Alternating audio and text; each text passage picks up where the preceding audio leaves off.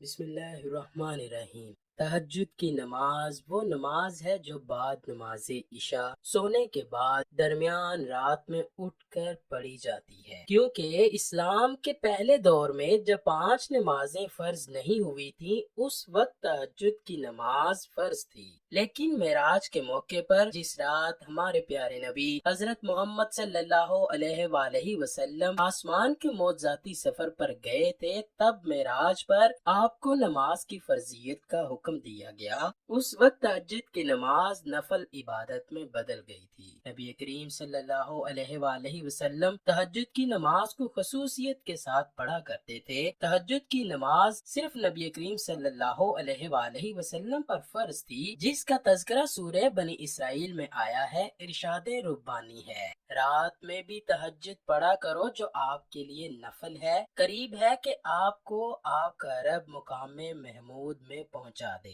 اللہ تعالیٰ نے انسان کو اس دنیا میں صرف اور صرف اپنی عبادت، اپنی معرفت اور اپنی پہچان کروانے کے لیے بھیجا ہے، تاکہ وہ اللہ تعالیٰ کی عبادت اور اس کی بندگی کر کے اس کی ذات کو پہچان کر اس کی معرفت حاصل کر کے اس دنیا میں اللہ تعالیٰ کو راضی کر لے اور پھر آخرت کی ہمیشہ ہمیشہ کی زندگی عیش و عشرت اور راحت و آرام میں بسر کرے۔ یہی وجہ ہے کہ حضرت انبیاء علیہ الصلوۃ والسلام، صحابہ اکرام، تابعین، تبع تابعین اور ائمہ مجتہدین نے اپنے تمام شعبہ زندگی، معاشرت و معیشت، غمی و خوشی، تنگ دستی و فراوانی اور اپنی حرکات و سکنات اور نشت و برخاست کے ہر وقت اور ہر لمحے میں اس عظیم مقصد کو اپنے سامنے رکھا اور اس کے اختیار کرنے میں ہمیشہ وہ کوشاں رہے۔ وہ دنیاوی کاروبار، زراعت و تجارت، صنعت و حرفت وغیرہ بھی کرتے تھے، لیکن ان کے دل ہمیشہ اللہ تعالیٰ کی محبت و الفت میں مست و سرشار رہتے اور کسی وقت بھی اس کی یاد سے غافل نہیں رہتے تھے۔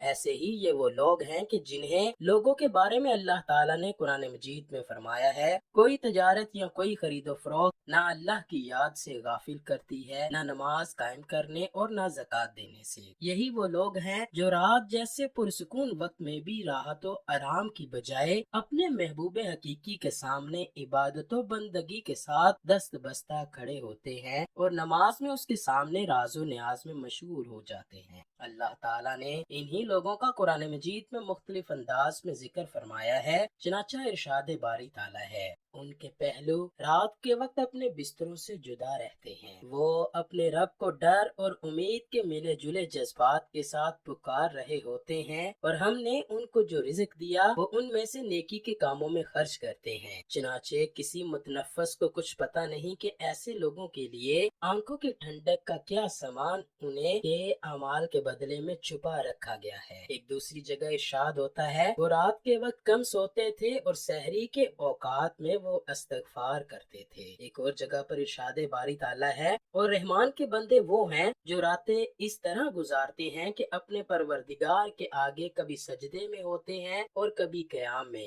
بھلا کیا ایسا شخص اس کے برابر ہو سکتا ہے جو رات کی گھڑی میں عبادت کرتا ہے، کبھی سجدے میں کبھی قیام میں، آخرت سے ڈرتا ہے اور اپنے پروردگار سے رحمت کا امیدوار ہے؟ کہو کہ کیا وہ جانتے ہیں جو نہیں جانتے سب برابر ہیں؟ اسی طرح ارشاد باری تعالیٰ ہے، اور رات کے اوقات میں بھی تسبیح کرو اور دن کے کناروں میں بھی، تاکہ تم خوش ہو جاؤ۔ اللہ پاک فرماتا ہے، بے شک رات کے وقت اٹھنا ہی ایسا عمل ہے جس سے نفس اچھی طرح کچلا جاتا ہے اور بات بھی بہتر طریقے سے کہی جاتی ہے۔ اللہ پاک ایک اور جگہ پر فرماتا ہے، اے پیغمبر، تمہارا پروردگار جانتا ہے کہ تم 2/3 رات کے قریب اور کبھی آدھی رات اور کبھی 1/3 رات تہجد کی نماز کے لیے کھڑے ہوتے ہو، اور تمہارے ساتھیوں میں سے بھی ایک جماعت ایسا ہی کرتی ہے، اور رات کے کچھ حصے میں تہجد پڑھا کرو۔ ایک دوسری جگہ پر اللہ تعالیٰ یوں فرماتا ہے، رات کے کچھ حصے میں تہجد پڑھا کرو، امید ہے تمہارا پروردگار تمہیں مقام محمود تک پہنچا دے گا۔ اسی طرح احادیث مبارکہ میں بھی تہجد کی نماز پڑھنے کے بارے میں بے شمار فضائل اور مختلف قسم کی ترغیبات وارد ہوئی ہیں۔ چنانچہ حضرت عبداللہ بن سلام جب حضور اقدس مدینہ منورہ تشریف لائے تو وہ فرماتے ہیں کہ لوگ آپ صلی اللہ علیہ وآلہ وسلم کی طرف دوڑنے لگے، کہنے لگے کہ حضور تشریف لائے ہیں میں بھی لوگوں کے ساتھ آیا تاکہ دیکھوں کہ واقعی آپ نبی ہیں یا نہیں۔ میں نے آپ صلی اللہ علیہ وآلہ وسلم کا چہرہ مبارک دیکھ کر کہا کہ یہ چہرہ جھوٹے شخص کا ہو ہی نہیں سکتا۔ وہاں پہنچ کر جو سب سے پہلا ارشاد حضور نبی کریم کی زبان سے سنا وہ یہ تھا کہ لوگوں آپس میں سلام کا رواج ڈالو اور غربا کو کھانا کھلاؤ، صلہ رحمی کرو، اور رات کے وقت جب سب لوگ سوتے ہیں تو تہجد کی نماز پڑھا کرو، تبھی سلامتی کے ساتھ جنت میں داخل ہو جاؤ گے۔ حضرت علی سے مروی ہے کہ حضور اقدس صلی اللہ علیہ وآلہ وسلم نے ارشاد فرمایا، جنت میں ایسے بالا خانے ہیں جو آپ گینوں کے بنے ہوئے معلوم ہوتے ہیں، ان کے اندر کی سب چیزیں باہر سے نظر آتی ہیں۔ صحابہ نے عرض کیا، یا رسول اللہ یہ کن لوگوں کے لیے ہیں؟ حضور علیہ الصلوۃ والسلام نے فرمایا، جو اچھی طرح سے بات کریں، غربا کو کھانا کھلائیں اور ہمیشہ روزے رکھیں، اور ایسے وقت میں رات کو تہجد پڑھیں کہ جب سب لوگ سو رہے ہوں۔ حضرت بلال حبشی رضی اللہ تعالیٰ عنہ سے روایت ہے کہ رسول اللہ نے ارشاد فرمایا کہ رات کے جاگنے کو لازمی پکڑو، کیونکہ یہ تم سے پہلے صالحین اور نیک لوگوں کا طریقہ ہے، اور رات کا قیام اللہ تعالیٰ کی طرف سے تقرب کا ذریعہ ہے اور گناہوں کے لیے کفارہ ہے، اور گناہوں سے روکنے اور حسد سے دور کرنے والی چیز ہے۔ حضرت ابو سعید خدری رضی اللہ تعالیٰ عنہ سے مروی ہے کہ نبی کریم صلی اللہ علیہ وآلہ وسلم نے 3 قسم کے آدمیوں سے حق تعالیٰ شانہ بہت خوش ہوتے ہیں۔ ارشاد فرمایا کہ اس آدمی سے جو رات کا تہجد کی نماز کے لیے کھڑا ہو، دوسرا وہ شخص جو نماز میں صف بندی کرے، تیسرا وہ جو جہاد میں صف بنائے تاکہ کفار سے جنگ کر سکے۔ حضرت ابو ہریرہ سے روایت ہے کہ نبی کریم صلی اللہ علیہ وآلہ وسلم نے ارشاد فرمایا، رمضان کے روزے کے بعد سب سے زیادہ فضیلت والا روزہ محرم ہے، اور فرض نماز کے بعد سب سے زیادہ فضیلت والی نماز تہجد کی ہے۔ پرانے وقتوں میں نماز تہجد بڑی کثرت اور اہتمام کے ساتھ پڑھنے کا رواج تھا۔ گھر کے بڑے بوڑھے مختلف افراد، مرد عورت، رات کے پچھلے پہر بستر چھوڑتے، ٹھنڈے گرم پانی سے وضو کرتے، پھر مرد حضرات مسجد کی طرف چل دیتے اور خواتین گھروں میں مخصوص جگہوں پر تہجد کی نماز ادا کرنے کا اہتمام کرتی، اور یہ لوگ سپیدہ سحر نمودار ہونے تک اسی طرح اپنے محبوب حقیقی کے ساتھ راز و نیاز میں ہمتن مصروف اور منہمک رہتے۔ لیکن آج بہت دکھ اور افسوس کے ساتھ یہ کہنا پڑ رہا ہے کہ جب سے نت نئی ایجادات، TV, VCR, dish, antenna, internet, بالخصوص فیس بک وغیرہ متعارف ہوئی ہیں، تب سے ہی ہم مسلمانوں سے ہمارا یہ قومی اور دینی ورثہ مکمل طرح سے چھوٹ گیا ہے۔ تہجد کی نماز 2 رکعت سے لے کر 12 رکعت تک پڑھی جا سکتی ہے۔ ہر شخص اپنی استطاعت کے مطابق 2، 4، 6 یا پھر 8 رکعت پڑھ سکتا ہے۔ اس کی کوئی پابندی نہیں کہ 12 رکعت ہی پڑھی جائیں۔ یہ نماز نصف شب کے